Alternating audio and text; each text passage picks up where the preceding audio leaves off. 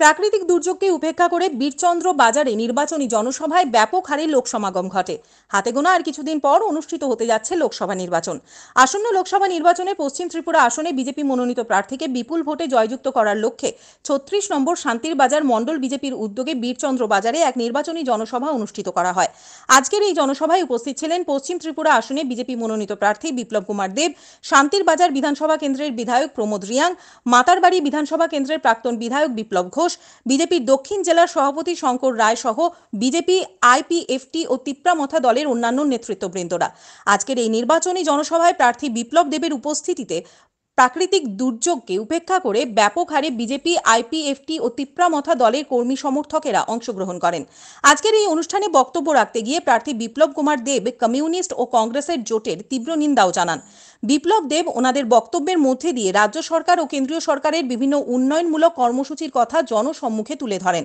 প্রার্থী বিপ্লব দেব ওনার বক্তব্যের মধ্যে দিয়ে রাজ্যের এবং কেন্দ্রের সার্বিক উন্নয়নে আসন্ন লোকসভা নির্বাচনে বিজেপি মনোনীত প্রার্থীকে বিপুল ভোটে জয়যুক্ত করার বিশেষ আহ্বানও জানান। নির্বাচনে সকলকে ভোটদানে এগিয়ে আসার জন্য বিশেষ আহ্বান জানান বিপ্লব কুমার দেব। অনুষ্ঠানে বক্তাদের বক্তব্য শেষে বিপ্লব দেবের হাত ধরে কিছু সংখ্যক ভোটার সিপিআইএম দল ত্যাগ করে বিজেপিতে যোগদান করেন। কারণ কি, রাজ্য একটাই। এক বছর আগে যখন বিধানসভা হয় 2023-এ, তখন 94% ভোটিং হবে।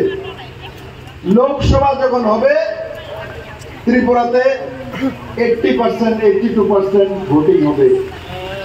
কেন, কি কারণ? একবার কি ত্রিপুরার মানুষ চিন্তা করেছে? চিন্তা করার দরকার নেই। এখনো কমিউনিস্টের স্বভাব আমাদের মধ্যে রয়ে গেছে। কমিউনিস্টরা কেন্দ্রের ক্ষমতায় ডাইরেক্ট আসতে পারে না, তাদের কাছে অতগুলো এমপি নেই। তার জন্য রাষ্ট্রপ্রধানের বিষয়ে এরা চিন্তাই করে না। এরা রাজ্যের প্রধান, তার জন্য করতে চায়। আর ভোটিং বেশি করে, টার্ন আউট বেশি হয়, বাড়ি বাড়ি যাবে। কারণ কি, রাজ্যেতে তার সরকার চাই ক্যাডার পাওয়ার জন্য।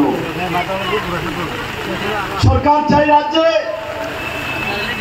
ক্যাডারের জন্য, কমিউনিস্টের নেতার জন্য, আপনার জন্য নয়। তার জন্য ত্রিপুরাতে কমিউনিস্টরা 94-95% পর্যন্ত ভোটিং করিয়ে নিত বিধানসভাতে। আর ওই কমিউনিস্ট পার্টি সত্তা থাকাকালীন যখন এমপি ইলেকশন হয় তখন 10। ব্যুরো রিপোর্ট, হাল্লা বল।